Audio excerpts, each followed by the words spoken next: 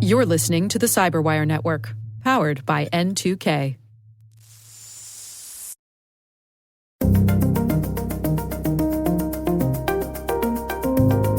Doing the simple things like guarding against phishing and being suspicious and being well trained and aware of what kind of social engineering tactics might be used really can go a long way to preventing these types of attacks.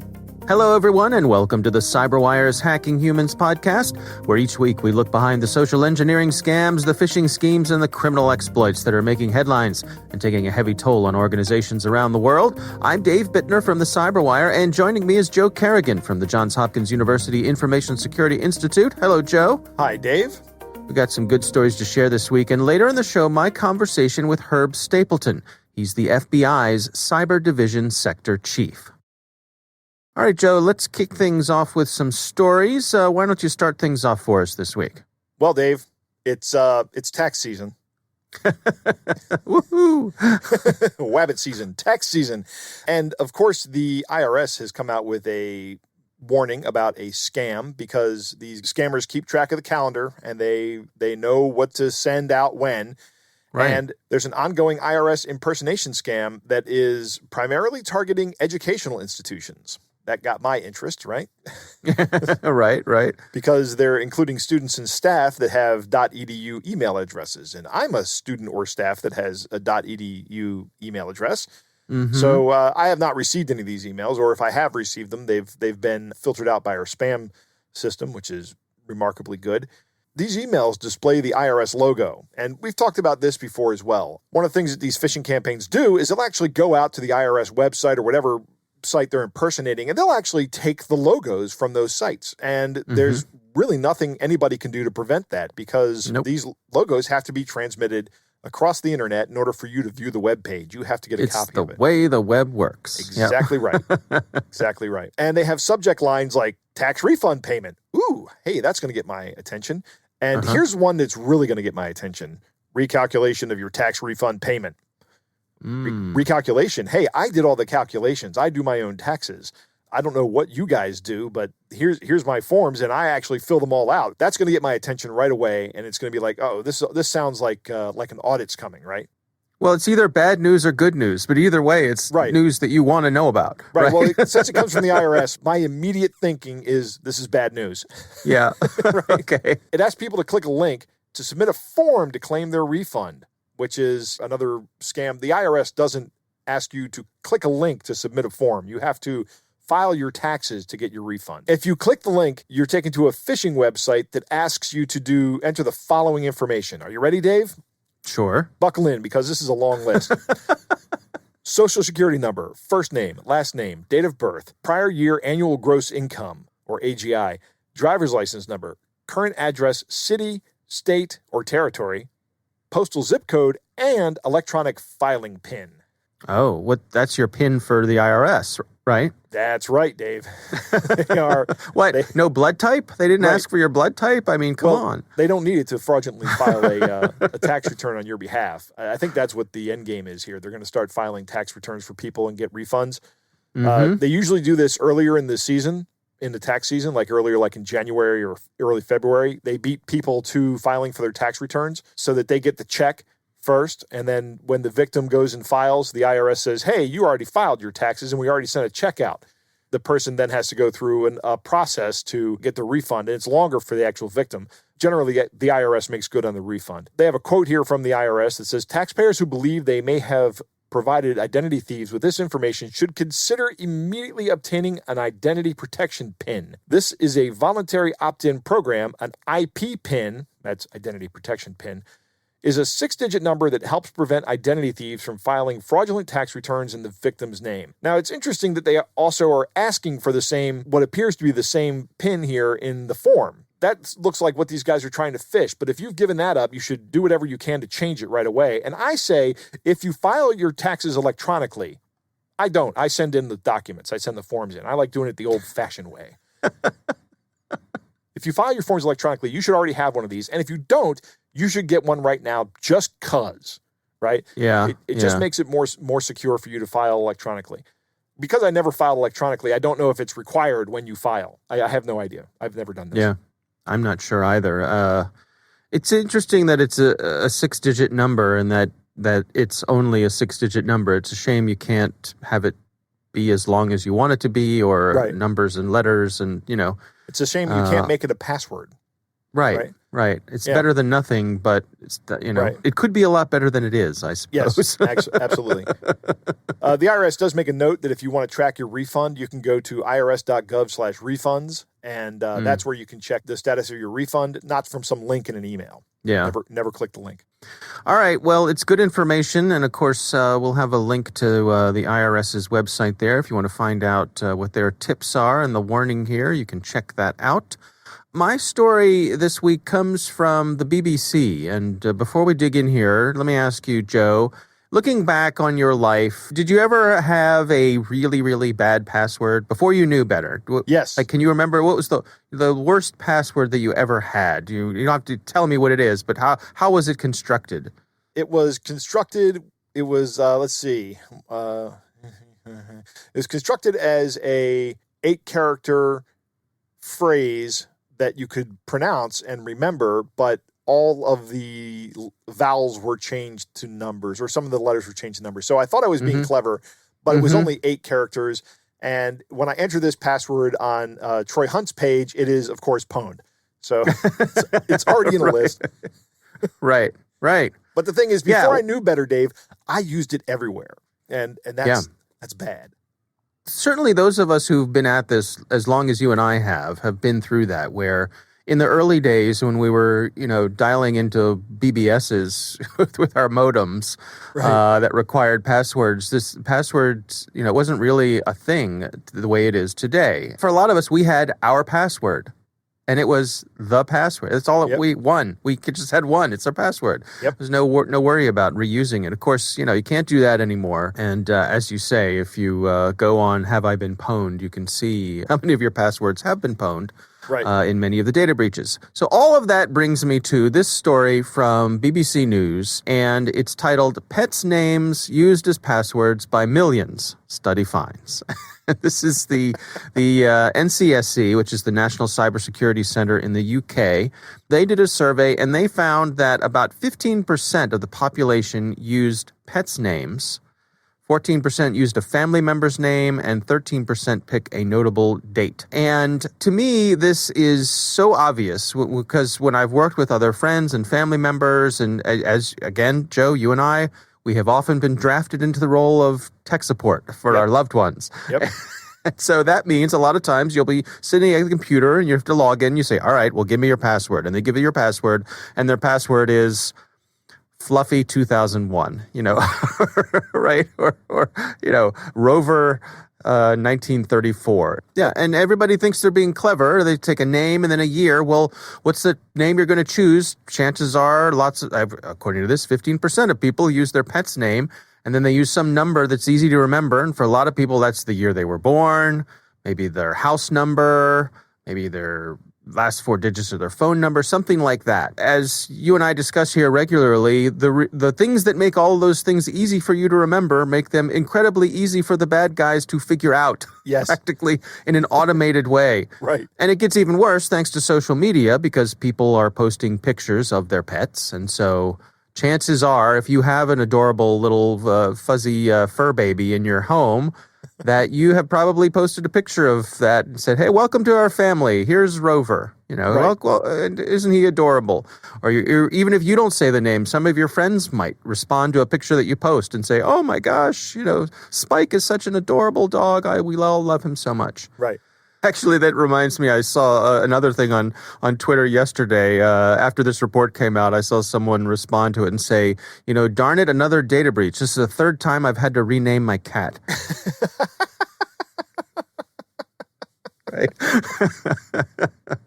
This is pretty straightforward here, and it's nothing new, but I think seeing these numbers here, results from an actual survey to see here we are in 2021, and this is as extensive as it is. Right. I think it's a good reminder, especially as we always say here, check in with your loved one, check with your parents, check with your siblings, check with the people around you, and just ask them, are you using the name of your pet or a family member or a notable date in your passwords. And if you have that be the beginning of a conversation, hopefully moving them toward using a password manager, something that will randomly generate passwords so they don't know what they are, they're not pronounceable, and they don't have to worry about this. Right. I wish this article came out a little earlier, because earlier this week I actually gave a talk on social engineering attacks, and one segment of that talk was focused on this exact problem. It was focused on the weakness of passwords, for people reusing passwords and picking weak passwords. It's an area of social engineering we don't really think about because it's not really directly involving somebody. You're not directly attacking a victim. You're kind of guessing the password based on that victim's behavior that is open to the public at large. Like you say, on social media, everybody who knows me on social media, everybody who's connected with me, knows what my dog's names are or can find it out. If you have a public profile, if you don't keep that stuff hidden so that only your friends and connections can see it, then everybody in the world can literally see it. Literally everybody in the world can see it. It's easy to guess passwords if 14% of the people use their pets' names as some base of the password.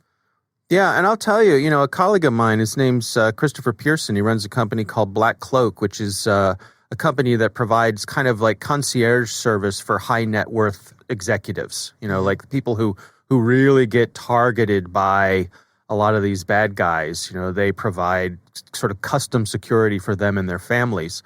And just for fun one day, because he called me up and he read me off my list of all of my historic passwords that had been in data breaches.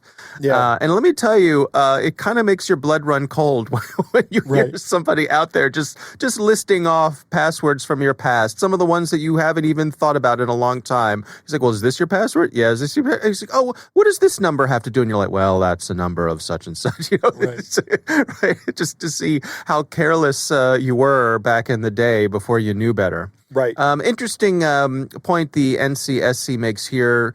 They suggest that a nice compromise here is to choose 3 random unconnected words as a password. Yeah, that's the XKCD comic that Randall's his name, right?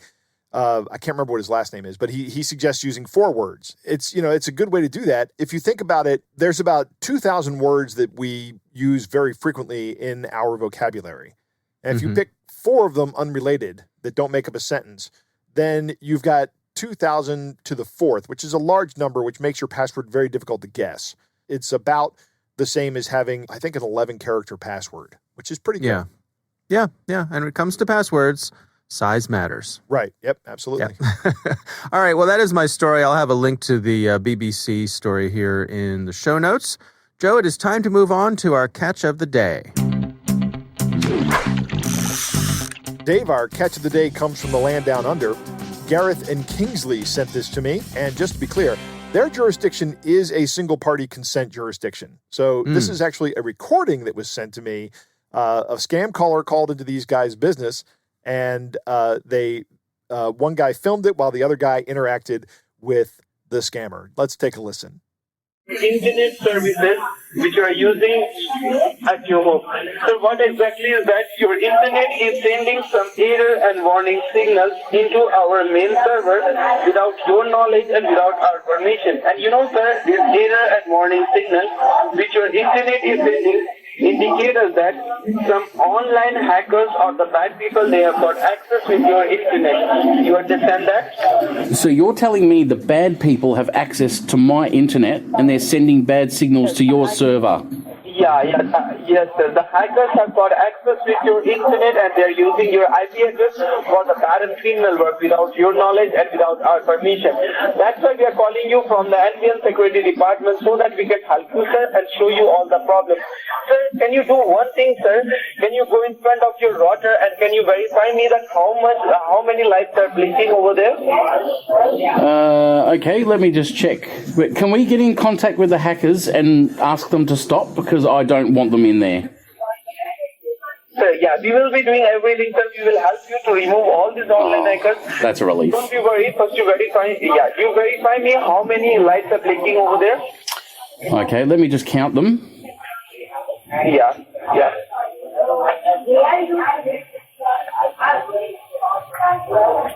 Looks like there's about 27. 27. Oh my God.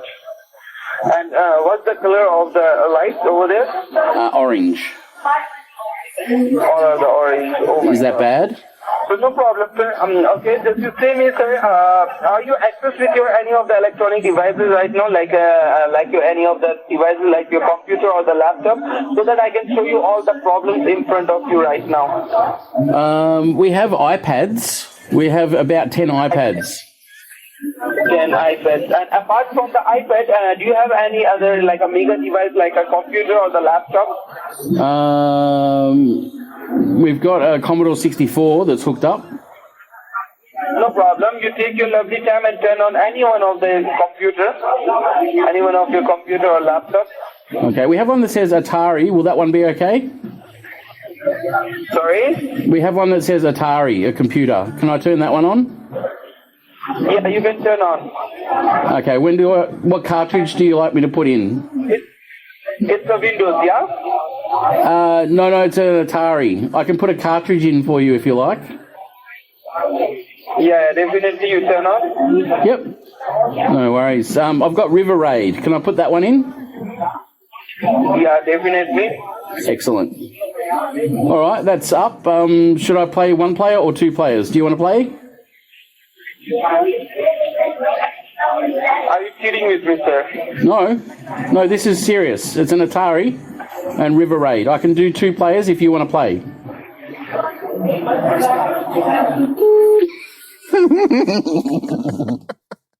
Oh, wow. Yeah, too much fun. Yes. Too much fun. Well, goodness, what can we say about this? That was awesome. That was just fantastic. I have to say the Academy Award for Best Actor goes to the scammer with his responses to the how many lights were blinking on the router and and what color they are. I think the best actor goes to Gareth. I think he did a great job there. That was Gareth's voice you hear. Okay. Yeah.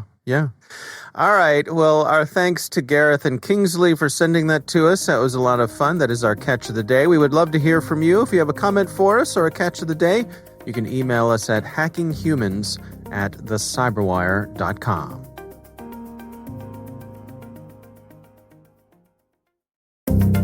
All right, Joe, I recently had the pleasure of speaking with Herb Stapleton. He is the FBI's Cyber Division Sector Chief, and they recently published the latest version of their IC3 report outlining a lot of the things that they're tracking.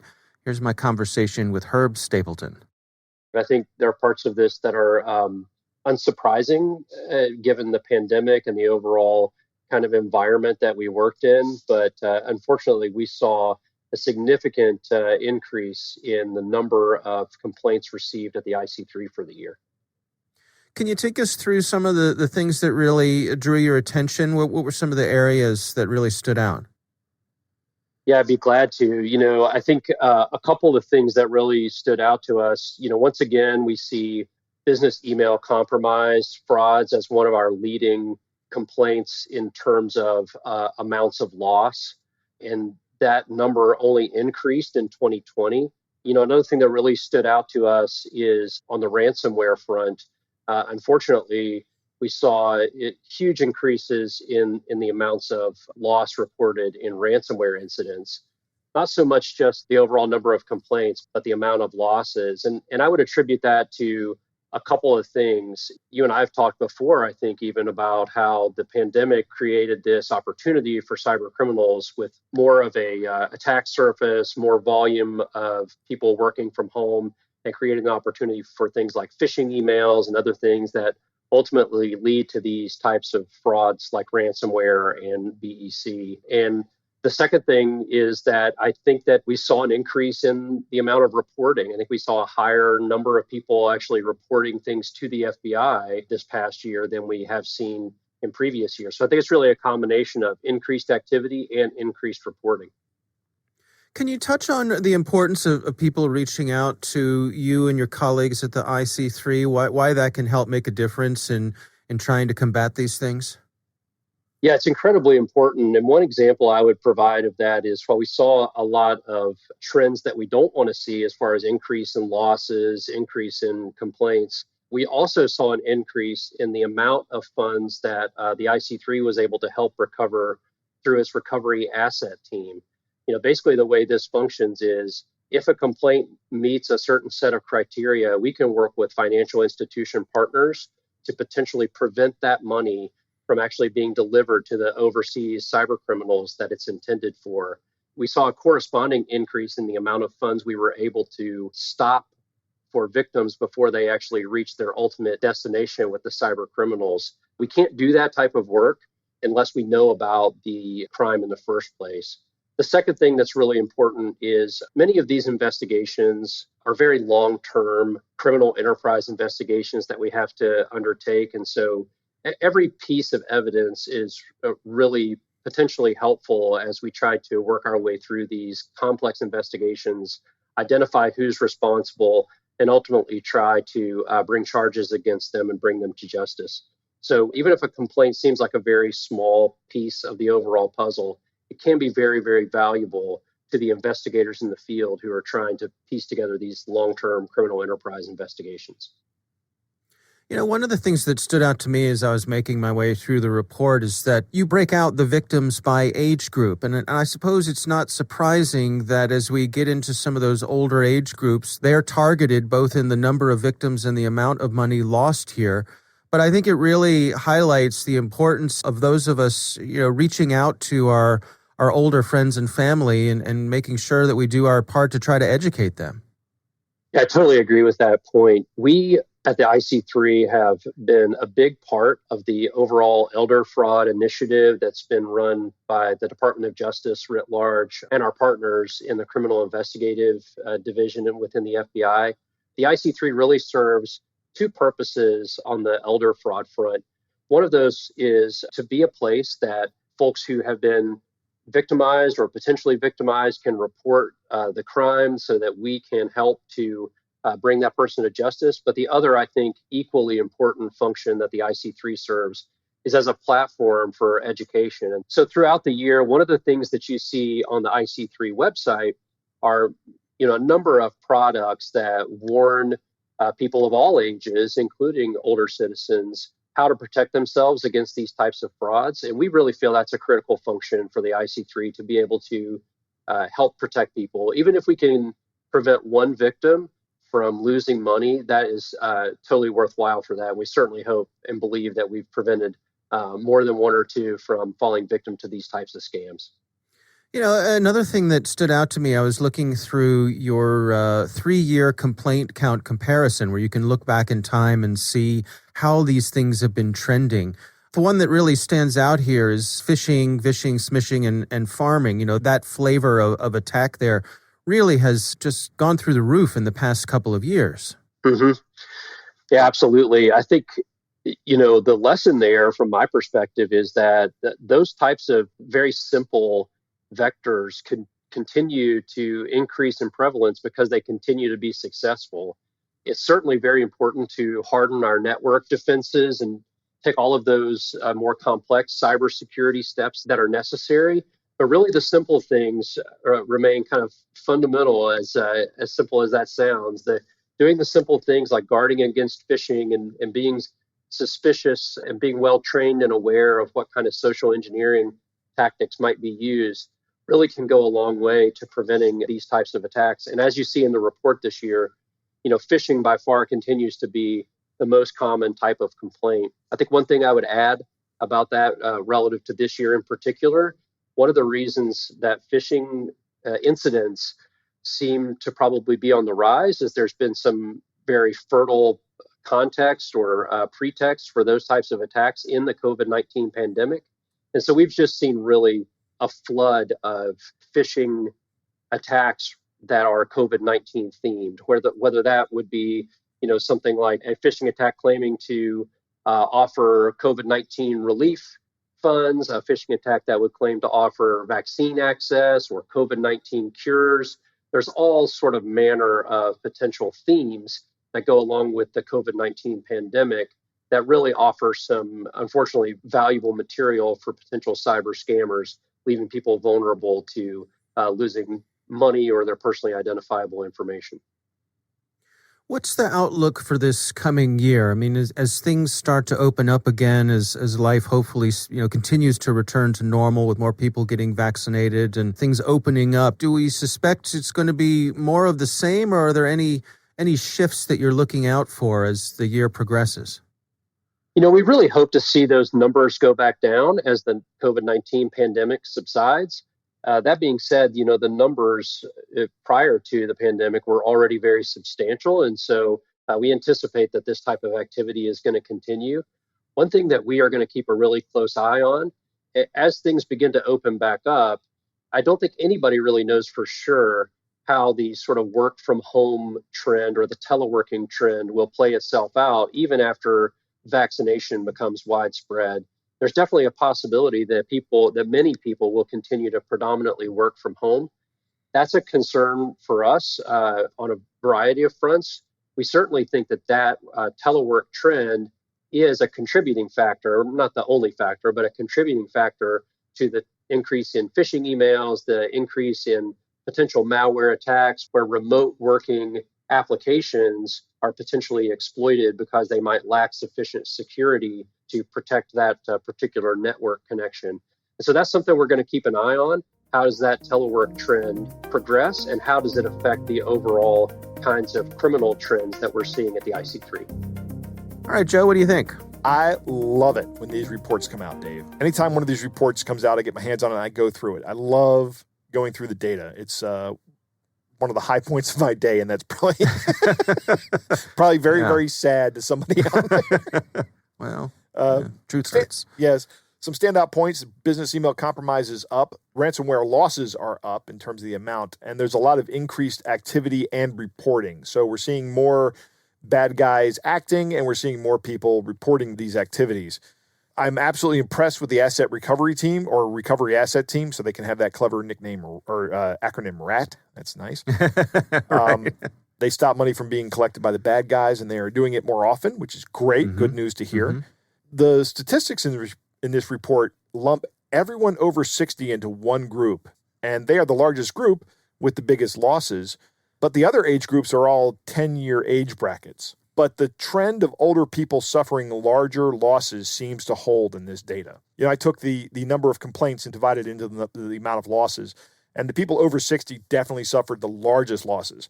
If you remember, we've talked about this in the past, that actually people who are older are actually less likely to fall for a scam, but when they fall for the scam, they lose more money. And I think this data tends to back that position up and reinforce it.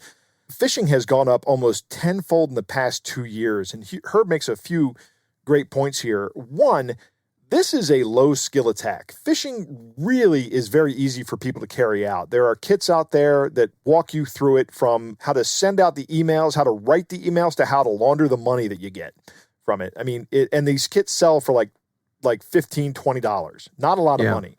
And he makes another good point, is there have been a lot of good opportunities for convincing pretexts this year. And a pretext is just the lie that someone tells you to get you into the story that they want you to believe. Like in my story today, the pretext would be recalculation of your tax refund, right? Right. Mm-hmm. Now, if you compare phishing to business email compromise is actually very low on the list in terms of victim count. It's number 10. But it's number 1 in losses by a lot. It has more losses than the next 6 most profitable attacks. Almost 37% of all the losses in this report are from business email compromise. I've taken to calling business email compromise the king of social engineering attacks, because the losses are so big and the payouts are so big for these guys. It's staggering. I mean, we've had stories where millions of dollars have disappeared from a business email compromise attack. It's interesting to see that losses from employment scams also are up about 50% this year from last year on a much less significant level of complaint increases. So in other words, complaints have gone up a little bit, but losses have gone up a lot, which means these are actually getting worse as well. Now, they're pretty far down the list, but I think that this also probably has to do a lot with COVID-19, that because it's more believable that, hey, we're going to have you work from home. We need you to go out and buy this equipment, go to this vendor and send them the money. And it's basically a check floating scam for most of these scams. We've had a couple stories on about this, but I don't know. Maybe this will go down as we start to get back to normal, as more people get vaccinated. I hope it does, but I don't think it will. I don't think it will. No, and I think it speaks to the fact that the scammers are getting better at what they do. They're refining their efforts, and so they're able to target people who have more money to lose and are more successful in getting those high-value targets to give up the money. So, well, I want to thank Herb Stapleton for joining us. Really interesting stuff. We appreciate him taking the time. And, of course, the IC3 wants to hear your information. If you find yourself the victim of a scam, the FBI's IC3 site is a really good clearinghouse.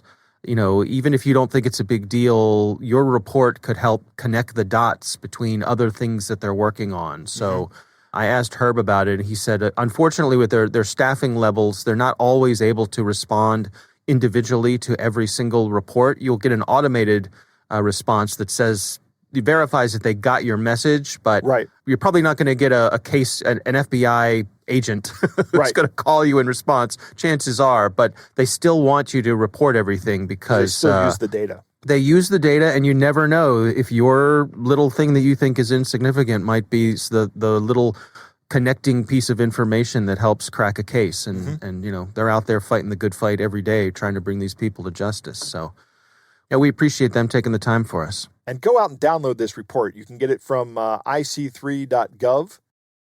All right. Well, that is our show. We want to thank all of you for listening. And, of course, we want to thank the Johns Hopkins University Information Security Institute for their participation. You can learn more at isi.jhu.edu. The Hacking Humans podcast is proudly produced in Maryland at the startup studios of Data Tribe, where they're co-building the next generation of cybersecurity teams and technologies. Our senior producer is Jennifer Iben. Our executive editor is Peter Kilpie. I'm Dave Bittner. And I'm Joe Kerrigan. Thanks for listening.